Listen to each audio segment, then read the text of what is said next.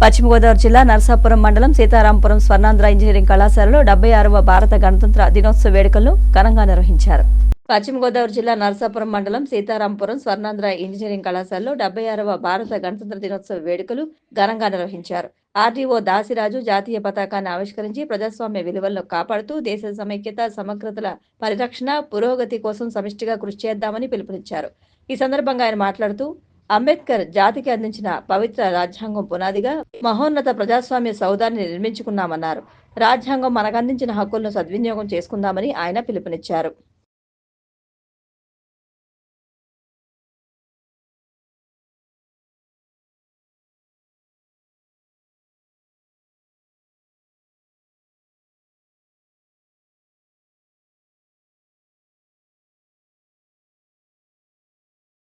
హృదయపూర్వక republic day శుభాకాంక్షలు. మరి భారతదేశానికి ఈరోజు రాజ్యాంగం ఏర్పడి మన జాతికి అంకితం చేసుకున్న రోజు ఇది. భారతదేశం తన ప్రజల చేత రిపబ్లిక్ దేశం అంటే సార్వభౌమత్వ గణతంత్ర రాజ్యాంగంగా మనం దీన్ని పేర్కొన్నాం. మరి దీనికి కారణం మన గణతంత్ర రాజ్యం అంటే రిపబ్లిక్ కంట్రీ అంటే ఏ దేశం అయితే తన పాలకుల్ని తన దేశ ముఖ్య నాయకుడిని ప్రజల చేత ఎన్నుకుంటుందో ఆ దేశాన్ని రిపబ్లికన్ కంట్రీ అంటారు. So India declared as a republic on this day, that is 26th January 1950.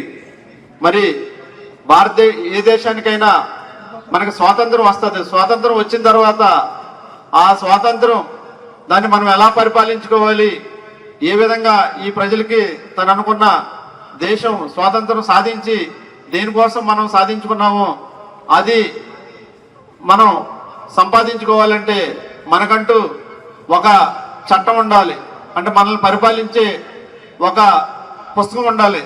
That is called constitution. గణతంత్ర దినోత్సవ శుభాకాంక్షలు, అదేవిధంగా హృదయపూర్వక నమస్కారాలు తెలియజేస్తున్నానండి. అయితే నేడున్న సమాజంలో ఒక విషయాన్ని మనం బాగా పరిశీలించగలిగితే, ఒకప్పుడు మనకు 1930లో స్వాతంత్రపు ప్రకటన అన్నది నేషనల్ కాంగ్రెస్ అంగీకరించింది. స్వాతంత్రపు ప్రకటన వచ్చినప్పటికీ వెంటనే మనకి గణతంత్రం అన్నది రాలేదు. అది రావడానికి, నిర్మితం అవడానికి 1949, తర్వాత మనకు అంగీకరించడానికి అదేవిధంగా ఆమోదంలోకి రావడానికి 1950లో పట్టింది. అయితే మిత్రులారా, గమనిస్తే ఒక గణతంత్ర దినోత్సవం, ఒక స్వాతంత్ర దినోత్సవం మనకు గడిచి సుమారు 76 సంవత్సరాలు కావచ్చినప్పటికీ మన దేశంలో ఉన్న ప్రస్తుత పరిస్థితిని మనం చూస్తే 76 సంవత్సరాలు ఖరీదు చేస్తే ఇటువంటి మార్పు అయితే మనకు అంతగా కనిపించట్లేదు. అయితే ఎన్నో కథనాలను మనం చూసుకుంటూ వచ్చాం, ఎంతో విధానాన్ని మనం చూసుకుంటూ వచ్చాం. అయినప్పటికీ ఇంకా మన India still it is a developing country. అయితే ఎవరు దీంట్లో కీలక పాత్ర పోషిస్తారు అంటే, ప్రాముఖ్యంగా ఒక విషయాన్ని మీకు తెలియచేయడానికి ఇష్టపడుతున్నానండి.